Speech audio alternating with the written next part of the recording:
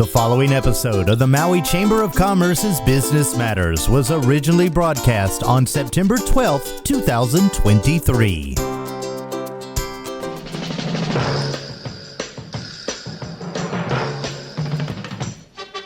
It's time now for Business Matters, brought to you by Mokulele Airlines with your host, Pam Toompop. Good morning, Pam. Hey, good morning, Gary. How are you this morning? Very good. It's always nice here at the penthouse studio in the KAOI Radio Plaza. You've seen it. You've been here, right? I have. Yeah, and I'll tell you what. You know what? The view is always excellent. It is. I get to look at you. Yay. Well, thank you, everybody. And thanks, Gary, for the fun all the time. We're so glad you could join us for Business Matters this morning. And today, it is my great pleasure to have Cindy Paulos on the show. We were talking about maybe just talking story this morning and kind of updating people on what's been going on with the chamber. Cindy had a lot of questions and said, hey, what are you guys doing to help businesses? So we thought this morning we'd change it up a little bit and just let Cindy ask away any questions that she has, and I'll do my best to share what the chamber's been up to and work going on in our community. So with that, let me welcome Cindy. Thank you. Lovely. Doesn't it feel like fall this morning? Yes, it kind of does. Yeah, there's a little bit of sprinkles and some clouds, but I usually listen actually to your show on Fridays, so I hope it's still cloudy and wet by then. You never know, right? We want the rain, let me just say that. Yes. There's so much we need to talk about. I love my clients that I have. I've been so concerned. I was talking just yesterday to a woman that represents the Lahaina Cannery. I wasn't, there's a lot of information we still need because we're in information overload. I was shocked to find they don't have power at Lahaina Cannery Mall, and that there's still that 12-foot fence around the whole thing, and that there's all that there, and they can't even, they want to have their businesses be able to open.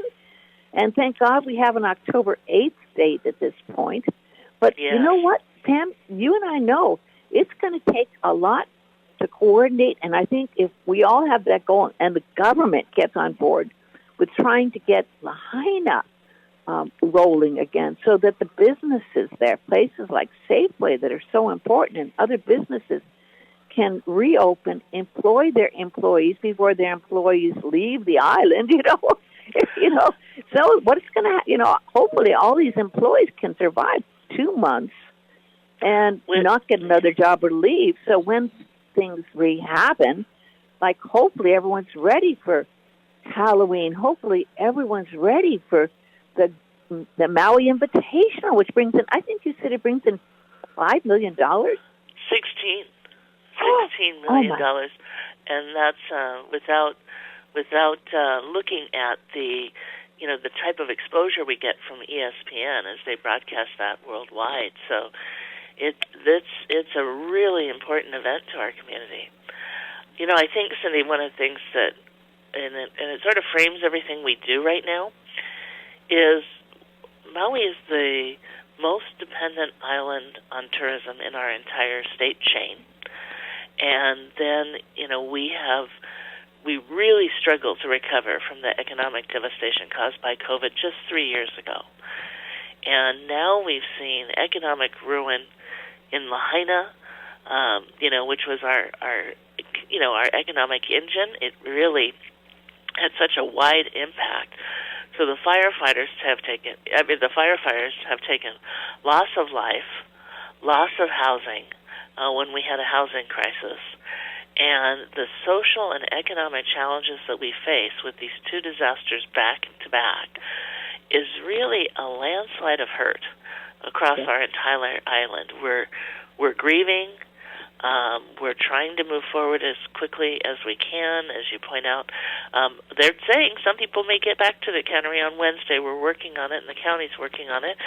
And so, we're looking at how to do things where we protect the areas that are grieving. We understand and continue to house those who have been displaced from their homes. of course, during this time with messaging that went out, our visitor counts are very low, and we are at an urgent state to try and save jobs, because when people aren't employed, when they can't have housing and shelter, we don't want to have another mass exodus like we saw with COVID. Yeah. And at this point, another one of those, especially with such a concentration in one region like Lahaina, will change our community forever. I mean, every day I'm just very focused on, people want to rebuild Lahaina and bring Lahaina back, and we are a resilient community, and we will. But we know from stories of COVID that when local families moved away, they long to come back, and it's just not affordable to come back. Yes. So there's so much effort to keep people on island, to get those jobs back, to help people rebuild as quickly as possible, so that Lahaina can be the Lahaina for local families in the area that culturally and historically we cherish and love. That's so very true. And I think there's this overwhelming problem of people who are affected there and who have been affected. You know more than anyone. The whole island has been affected business-wise now because of the lack of tourism coming at this point. So here we have this, as you said, it's almost like a tsunami after effect of this massive tragedy that we're seeing that's affecting everyone. People like you, people who I know are lovely business owners, are so also suffering from the tragedy and the hurt, and then all of a sudden they're seeing their businesses at risk. And we will go into we should talk about Small Business Administration. But, I know at least 3 businesses that said, I don't want to do a loan. I don't want to even, because I don't want to have to worry about paying that back later, and it's just so much work, and I don't have the time. You probably heard this. I don't have the time to go out and fill that paperwork, and if I get rejected once, how am I going to go through that all again? I'm just trying to survive. Have you heard that from your people? Oh, sadly, yes. So you bring up really good points. So the first point would be that, first of all, looking at the devastation that is staring them in the face, for many businesses, they've been completely leveled. For others, they have some damage, and they'll be able to rebuild in the near term. And others across the island haven't had any damage per se, but where they sold their products to West Maui, a lot of their sales channels have been destroyed, and they're saying, how do we get back? But across the board, we've had those who were operating and struggled through COVID say, I already have an idle loan. Now I'm looking at, one of those 3 scenarios, and I can't see the horizon.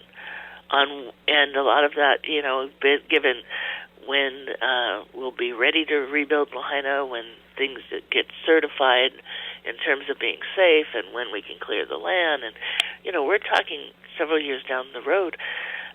So they're saying, we're having to look at totally new ways of reinventing our business, trying to pivot in the meantime. They don't know when the business will be coming up. So they're afraid to take on any more debt because they already have debt. And while the SBA is saying you can request reconsideration of your existing debt, go into that portal.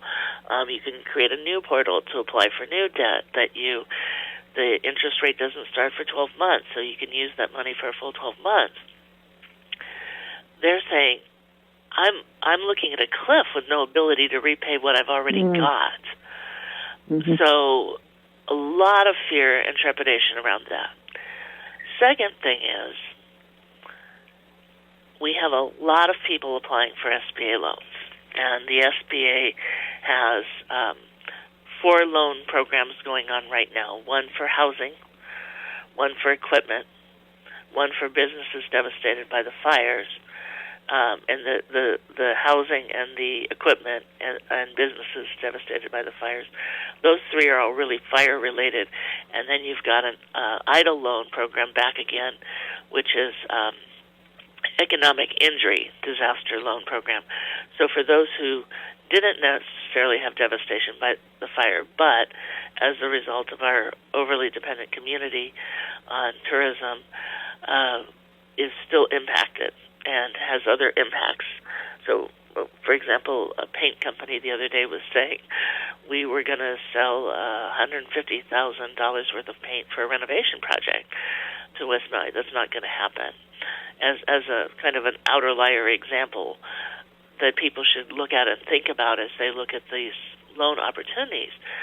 But the challenge is we are seeing people being told by the SBA, the SBA is really encouraging. If you're impacted by the fires, you first go through FEMA, and then FEMA then punts you to other programs to help, which will include those SBA loans for those impacted by the fire, for those impacted through just economic injury, and go straight to the EIDL.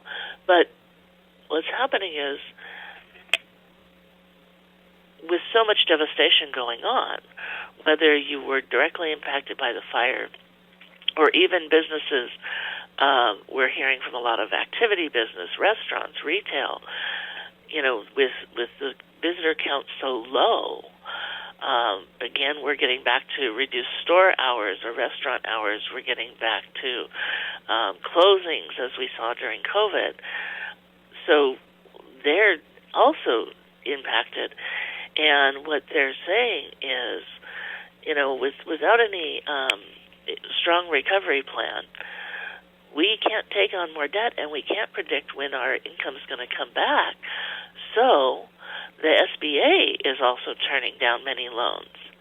Yes. And we have heard, there was a number that was reported on our earlier radio show, about $40 million given out by the SBA, and we found out the majority of that was really in the housing arena. Mm-hmm. The business side was a little less than 1/4 of that. Mm-hmm. And we are hearing stories over and over again, and yet, we are telling everybody, because SBA is telling us to please reapply, because this is a different animal, and we are a different island community, very different from many states, and the model isn't working, given the landslide of back-to-back disasters that we've experienced and our over-reliance on the visitor industry. But then you get to the third point, which is we're grieving, we're hurting, we're exhausted, and people are feeling deflated to have to reapply because they just feel like, why doesn't government understand the world of hurt we're in? Mm-hmm. And what we really need, is grants, not loans. We don't want to take on any more debt. We can't afford to take on any more debt.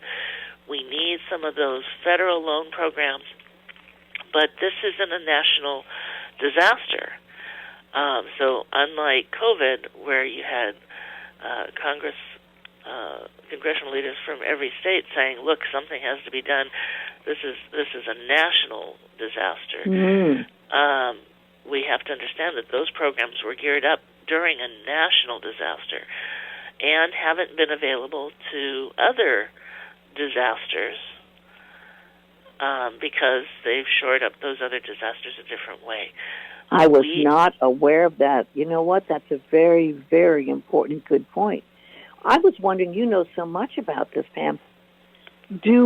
Are there people who are there to, maybe just the lawyers going back to that, but are there people that people can hire to do the applications to the small business? Can they do the secondary appeal or the third appeal? Because I've been told by some of those people it's going to take an appeal, maybe once, maybe twice, to get it. And again, if you don't have time and you're already too busy, you're just, a lot of people say, screw it, how can I forget it, But do you know people that are there to help with those? Yes, go to the SBA service centers. There's 4 on island. And at the SBA service centers, they'll help you do it. they'll take the time and help you do it. I want to say probably save the time driving, and I know it's hard to do, but you can just go in and just appeal. It's challenging, but it's not too challenging. We hate to ask people to do that.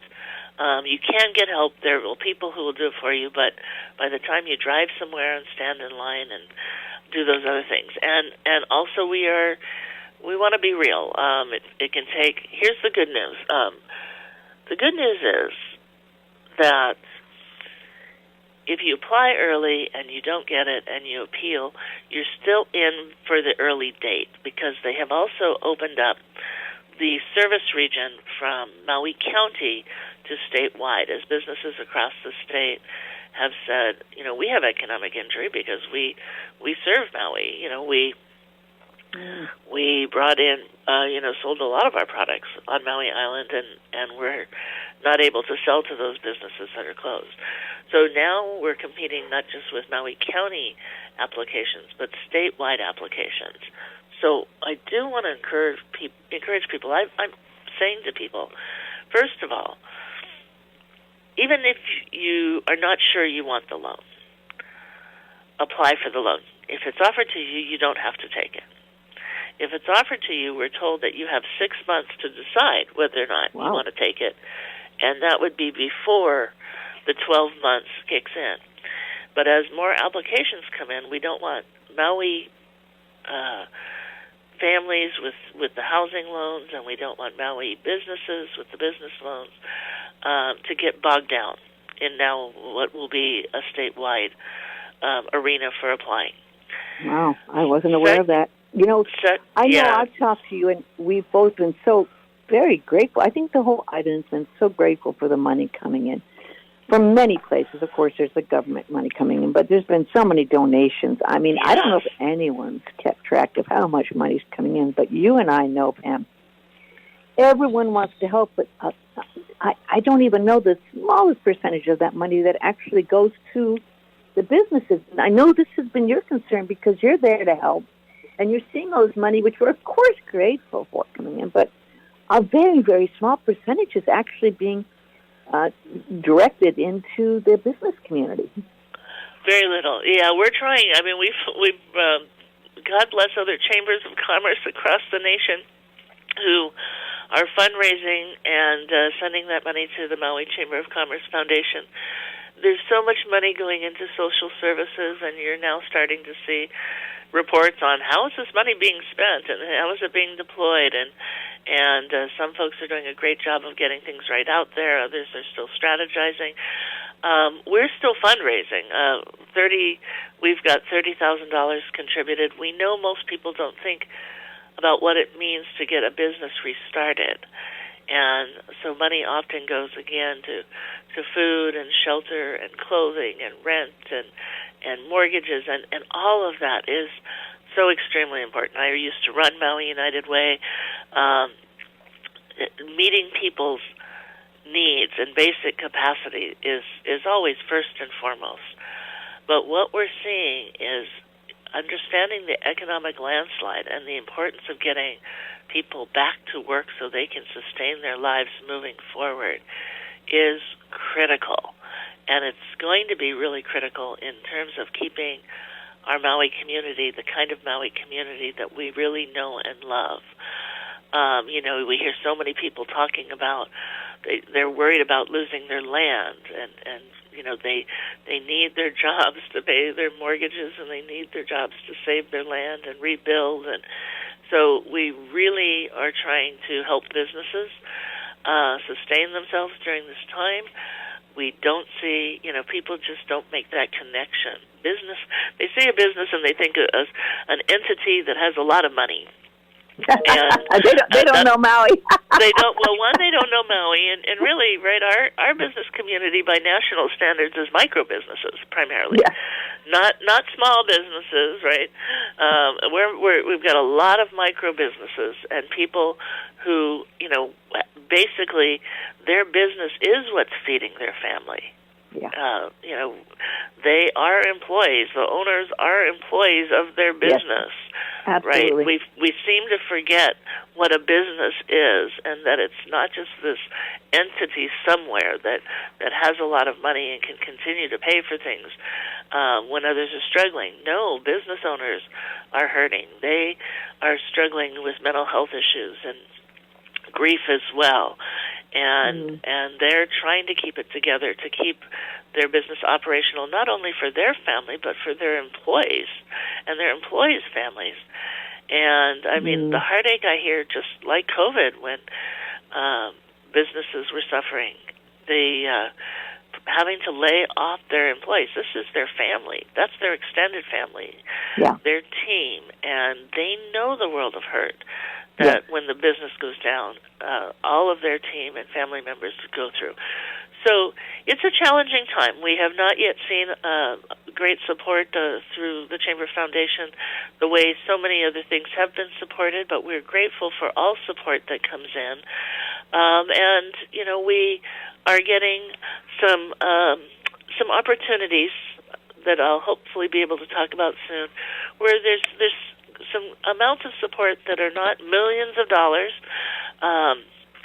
where we keep hearing of the millions of dollars this or that nonprofit has gotten for social services, but money that is going to help in little ways. The key thing, though, is we've got to get businesses back to business and keep our economy strong. And again, this is going to be one of those COVID life lessons, too, where we're going to need to diversify our economy moving forward. But first things first, we've got to sustain those that are here and help them recover and help them pivot during this time. And a lot of effort is going into that.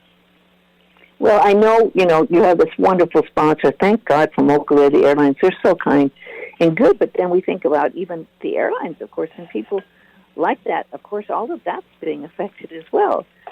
So, this is, I always say, Sam, I know you got to take a commercial break in it, but I always say, this is really the time that local people really have to support local businesses as well as their local families, because, as you said, the families are businesses as well, and they're family. Business is family, family's business. It's all connected here so closely. And I just also want to give a shout-out. You talked about us being overwhelmed. Bill Maher, what an amazing community leader, and with all the other deaths, many people are just realizing he passed away after how many years of working in the business community here. He's such an amazing man that was so giving, and I just wanted to take a moment to recognize the work that he did for so long that kind of some people never even heard he passed away, right? Yeah, and you're right. He is a wonderfully kind, generous, and exceptional human being, and it is a great loss to our community. Yeah. So, let's take a break. Maybe let's take a quick break, and we'll be right back after we hear from Mokulele Airlines. Mokulele Airlines operates the largest commuter airline hub in the country, right here in Kahului. Fly Mokulele from Kahului to Molokai, Lanai, Hana, Waimea, Kona, and now Hilo. Mokulele also operates the only flights between Kapalua and Honolulu.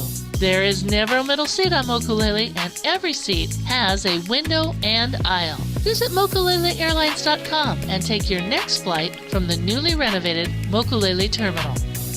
Welcome back to Business Matters. Okay, Pam, we're back. Thank you, Gary.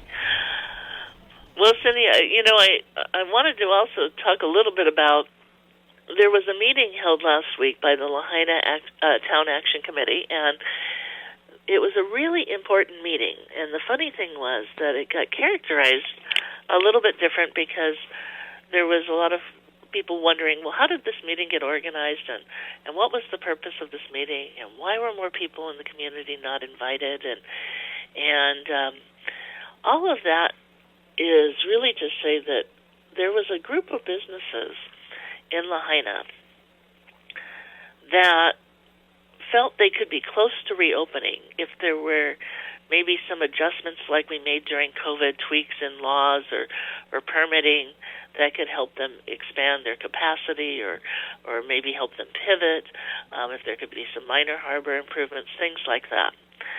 and it was enough of a group of businesses that we could see a real early return to help get them, to get them connected to the county and the state, to see what could be done in the short term to help make these businesses move forward more quickly and get people back employed, and in some cases, help these businesses not lay employees off, because many of them hadn't yet.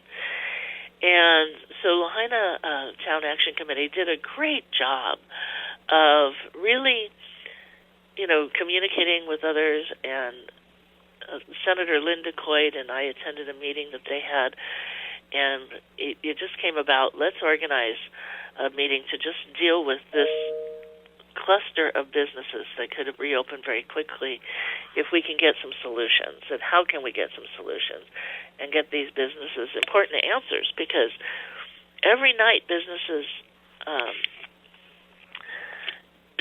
as the business struggle, every night business owners and their families are sitting around the table trying to decide, do we continue to pursue this business or not? Can we make it happen? In what time frame? How long can we sustain this without any income? And in some cases they have no income from the business and the loss of a house. So how long can we hold on before do we have to throw in the towel? Are we going to have to throw in the towel? And these are tragic decisions that they're making all the time, and families are making. And so Senator DeCoit did an amazing job bringing the governor and so many of our state legislators, as well as key department heads from the state. And we worked to have the mayor and Luana Mahi from the Office of Economic Development, and bring together other county resources. Lane was there, Lane Silva from the liquor department. We were sad that we didn't have somebody from planning, but many people came together to really address this group's questions on how we can. And while we had 100 people there who were there to be focused on looking at how we can, look outside of the box and find a way that we can move things forward. And a former mayor, Billy Kanoy from the Big Island, used to say, if no can, how can? Right? So that was what we were focused on for these groups of businesses. That's really what the meeting was about. And we got a lot of questions answered. Some new things were brought up in terms of timeline that have led to other projects. But more importantly, some departments, both in the county level and the state level, are now engaged in trying to help these businesses who could reopen quicker look at how best to do that and what the possibilities are. And that meeting really couldn't have happened if it had been such a broad meeting where everybody was trying to give input on things that needed to happen. It was very focused on this cluster, and as a result of that focus, I think you're going to see more things happen in the shorter term, and government being able to sit down and look at ways they have sparked, again, in these industries, and we need to continue that spark in other industries, but the spark needs to be, like we went through with COVID, how can we reopen? And that doesn't mean reopen just for the sake of reopening and only helping businesses. How can we reopen, protect jobs, keep people employed, give Lahaina, the space that it needs to grieve and heal, but keep the economic activity moving forward to lessen the devastation that we're going to see. And so that meeting even received some criticism higher up at the state level that I was surprised by, because we're going to have to do some things in bite-sized pieces. But what it showed people is that groups can, your group can organize and have meetings, that we're going to need to see meetings very specific on, what is our planning going to look like, and even break that down to multiple levels. What is the housing plan and the reentry plan? What can the temporary housing look like or be? There's going to have to be things that are going to need to be broken down into manageable bite-sized pieces where we can focus on questions And those questions were sent out to all those agencies in advance so that they could come to the meeting and share. And in some of those cases, the answers were not as forward-thinking as we'd like to see, but they got some input on that, and meetings are continuing. So it was a very important meeting, and others now can say, okay, what kind of focus meetings can we have where if we keep the group tight and the purpose, hyper-focused, we can make some measurable differences in the short term. And I think it was great. It was a tremendous effort by the Lahaina Town Action Committee. They did an awesome job, and we were happy to be a part of it. Well, I'm glad to hear that. It kind of reminds me of the situation I've been hearing about from a lot of people. It's about how you work with the chain of command. I don't know if there's ever been a time where so many people were giving input and wanting input, but needing to have it okayed or cleared or all go, all hands on deck, go, if something is a solution that's come up with. So, I think the Maui Invitational might be an example of this. It's like, okay, we're getting together, we're having meetings, we find something, we get a solution, we try to move ahead, but then we, as whatever group, has to work and have that okayed and many times probably funded, etc., to make it manifest, right? So have you seen this chain of command trying to work with not just coming up with a solution, but to get the solution okayed and cleared and to even find someone to answer you if you find a solution? Well, you have opened a can of worms on that one. I like doing that. I'm a vegetarian myself, and I won't eat the can of worms, but I don't mind opening. Well, it was interesting, and this actually goes back to that meeting I just mentioned. It was a small comment, but it was made that the governor mentioned that we're trying to keep the Maui Invitational on Maui. And I heard it, and then reached out to several groups, Lahaina Town Action Committee, West Maui Taxpayers Association, Maui Hotel and Lodging Association, and others, and said, what are the issues with trying to keep the Maui Invitational on Maui? Of course, we know we want to protect Lahaina, and we might have to look at doing some things differently. And we also know that there is a FEMA center there currently. But what are the issues? And nobody knew. In other words, none of us were sort of invited to that table. And so we were trying to figure out what is the issue and what's going on. And a lot of people said we want to sign on to that, and it has a $16 million impact. At one point, I was talking to people who help support it, and they're having discussions on it. And, I'm saying, what is the dollar amount of the impact? And people said, oh, it's huge. I don't know. I'll get that to you. And I said, you're having discussions on how, whether we move it or not without knowing the impact to our community, front and center. So at one point we heard that, it might be that the FEMA center was there and that could be a challenge to redeploy, or would we want to redeploy it, or, what would that impact look like? And I said, I don't know, but let's ask the question. So as I started asking more questions, it didn't seem that FEMA had a problem with us, even moving and redeploying, because they understood the impact this had. And it's, somebody said, well, the optics wouldn't be bad. It would be bad to move FEMA for a basketball game. And I said, that's not the optics.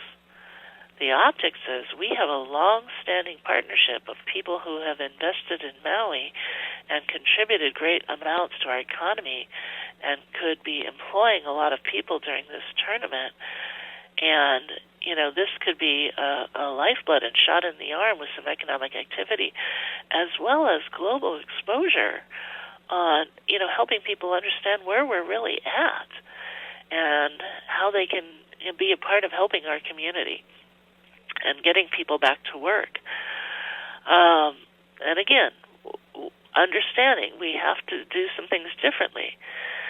So are in the middle of discussions right now. We are saying that a group of us would like to try and save it. We're learning more about things that aren't a problem, so we're trying to get to the crux of what are the biggest concerns. There are some people, and rightfully so, there's some discussions, including even reopening dates like, October 8th. We have to remember as we talk about some of these things to remember what other people are going to think about. So when we talk about reopening October 8th, there are many who are staying in hotels that think, does that mean I'm going to be displaced? And while people in the know that it doesn't mean you're going to be displaced, if we forget to say that piece when we talk about reopening, that leads people to have concerns. If we forget to say to people, no, if we bring visitors back for the Maui Invitational, we're not looking at having you displaced. There will be plans in place. That needs to be said. So, because otherwise there are concerns, for those who have lost their homes and they're struggling and they're waiting to understand more about what is the housing plan and what does it mean long term. There's a lot of questions.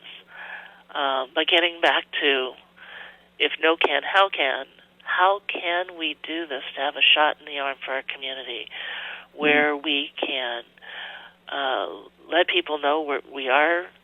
West Maui is going to be open October 8th. Lahaina is going to be protected. We welcome guests across our entire island, except for Lahaina, as we're protecting them during this time. There's so many wonderful things to do and see, and you can come and have a wonderful experience and help us during this time. But we recognize too, people are going to be mourning. We need to, we're working on how we are sensitive to that. This is going to be a delicate balance, but there's a lot of creative people who are willing to work to make it happen, and we hope it can. And maybe it's not in our control. We also, of course, the promoters have the ultimate, those who put on the event, it has to work for them as well. Mm-hmm. But things that we thought maybe were the challenge are not necessarily the challenge.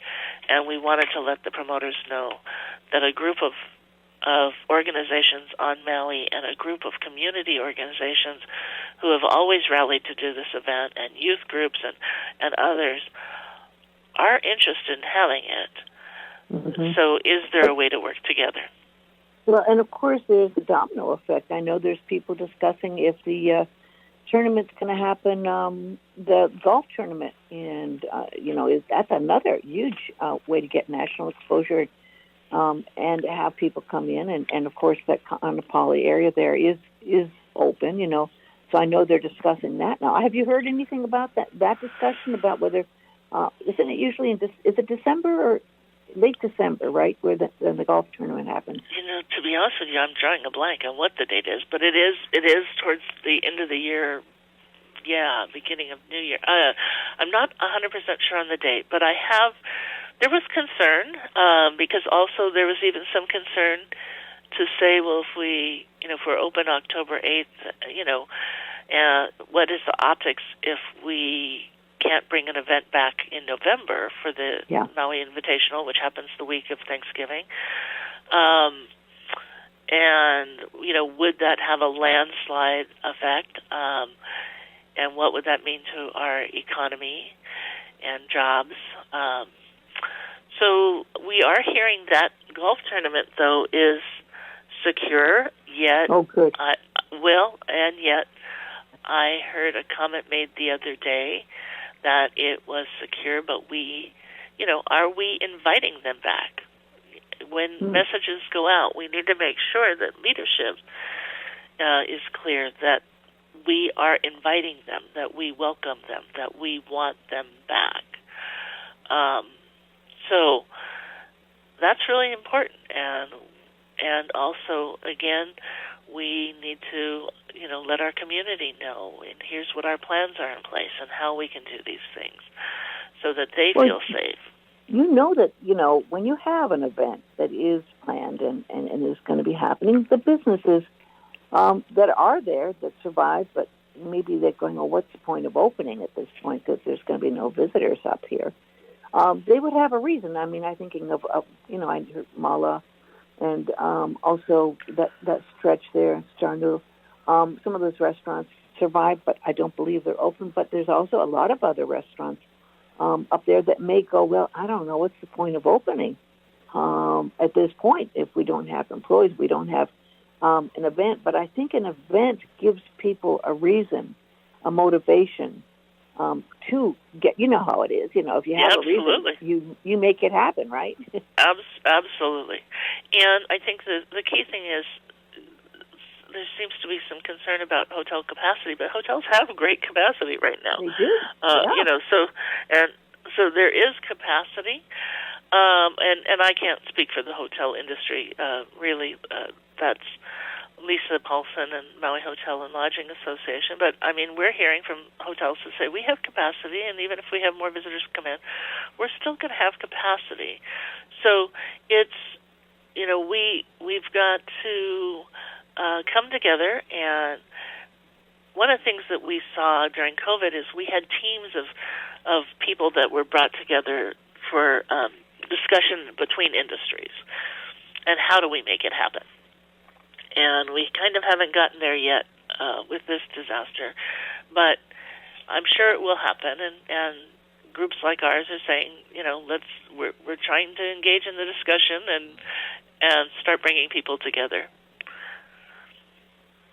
Yeah, I think it's very, very important, and it also the ripple effect goes to airlines, and I do want to. It's interesting. We run Peter Greenberg. He has a travel show. He's very active, and he loves Hawaii. Comes to Maui, has relatives here, and he said, as the campaign to come to Maui is started, it's good to also all be in line with the hotels.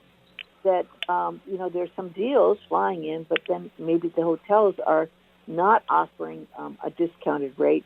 I mean, maybe from the hotels, and I know, the hotels, we love them, but some of the rates have gotten rather expensive to the point where we were starting to see a drop in tourism before this happened. We saw, a couple of months where tourism was down because the hotel rates were so high. I know it's a touchy subject, and I support all these people, but I think that might have to be reevaluated as well. Yeah, it is something and that's something that we're working on and looking to help with because we are talking to some people, and what we saw before the wildfires was increasing costs across the board. So as people were looking at a Maui vacation, it wasn't just hotels. It was costs were increasing, and we were hearing that we were seeing higher prices at hotels, at car rentals, at activities, at restaurants, to some degree at retail, but heard less of that than other locations. And so, but again, we live in an island state. Everything we do costs more than people are used to seeing in other locations when they travel.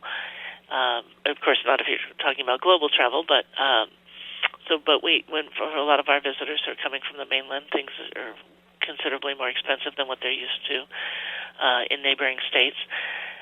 So it's something that we have to continue to focus on, and we have to look at how we help people come back, how we make it a spectacular trip when they maybe have loved Lahaina and come there for years and are now coming somewhere new to get a different experience. I always say to people, the aloha spirit and magic of Maui is still here. It never left.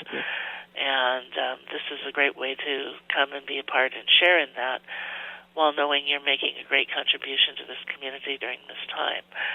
I think it's going to be, we need people to unify around that message.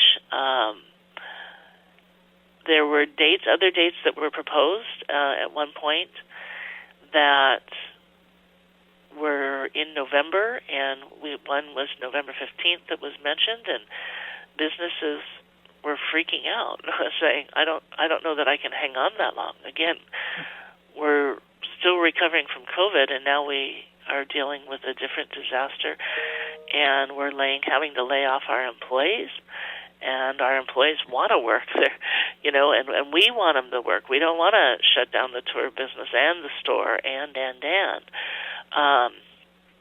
And so it's a lot of people are also just starting to learn that you might have an activity business, but one of the stories I talked about was Atlanta submarines. So, you think of the submarine and you think of the submarine operation. Well, there was an office at the wharf that burned down. There was their store on Front Street in Lahaina that not only sold tours, but also, had they bought from a lot of local vendors and sold local products in that store, and that burnt down. There was the machine shop and warehouse with all of their materials and tools and parts and for their repairs and things. That was gone. They had their dock that burnt, that took the boat that was damaged, that took you to the dock, that then took you to the sub, and then the sub was damaged. So without any economic impact, just that devastation, they were already at about $20 million in loss. Wow. And had to lay their employees out. I know there's many stories you must hear like this. It's just heartbreaking. But I do think of our friends there at the Maui Ocean Center, Tapani, and I think he has 160, 130 employees. I mean, here's the situation. I talked to him a couple of weeks ago. He had 1,430 visitors coming to the Maui Ocean Center before, a few days before the fire. Yeah. And we had 109 after. But then, you know what he did? And I think he is really a wonderful role model. He opened up the Ocean Center to all people for free the week after. Yeah. And he had so many people wanting to support him that people literally flew over from other islands just to come. And some of them had never been to the Ocean Center before, but, great opportunity to support them. So 7,000 people came. Now, you can't do that habit free all the time, but he's got a kama-aina rate that is like $15 now. So yeah. I hope people that have larger operations who weren't devastated will not be able to be open or if their business is gone, can learn that, if this is the time local people will support local businesses, if you think outside the box and think, how can we survive with the local people now? Yeah, and in truth, we can help shore up our community, but given the breadth of all of we did what we're supposed to do. It's not 100% sustainable locally. What we did was we leveraged off of the visitor industry to create many more jobs and diverse jobs that people enjoy doing in activities, in restaurant, in retail, in weddings, events. We have done so many ancillary businesses around the visitor industry to support this amazing destination that we have created. And of course, we've been doing ag and eco tours and everywhere we could leverage off cultural tours now. I mean, so many wonderful things have been blooming as we've been repivoting with our visitor industry and finding ways to enhance and teach the aloha spirit. And here we go. We've got another disaster. But we can help shore up these communities and, our businesses and give them, a longer runway by helping them in the short term. And we are working on that at the Chamber with some pivot offers to help. In many regions, the local chamber is the Visitors Bureau. Not true in Hawaii because we have such a very large visitor industry. But there's a lot of things that we can do and people are looking at. And so we are looking at putting up some pages. And also continuing to ensure that long-standing programs like the Made in Maui County Festival continue forward. This will be our 10th year. Yeah, 10th year. I want to let everybody know it's staying. Good. There are some businesses in Lahaina, unfortunately, who said we've lost it all and we can't participate. There were some other businesses who said we've lost it all, but look, we're manufacturing right now. We need this. We need it badly. And so many businesses who sold products through Lahaina that need, this avenue and are counting on it this year, as they did it was a big event that businesses have come to rely on and count on each year. Which really helps boost their holiday sales, given the timing, which was intentionally planned in November to start that holiday season, giving opportunity. So that is definitely happening, but we are working to help as many as we can, and we are going to want to honor what's happened on our island and what's happened in Lahaina, and make sure that we share important messages about that with the world as we communicate this festival and have people coming in to be a part of it. But yeah, there's a lot of ways that we can help. You can support your local businesses. We're really making a push, and FEMA is saying that they want to work with local businesses first. They have many different things they're going to need to buy, and we encourage people to work with FEMA and go through the process of learning how to work with FEMA, which you can find on the Chamber's website at mauichamber.com. Look for the area on disaster recovery and click that link, and you're going to find a wealth of resources there. But this is a time to, just like COVID, hunker down, help each other, work together, help us save jobs and keep our families employed across our island. And there's going to be a time of great replanning and rebuilding.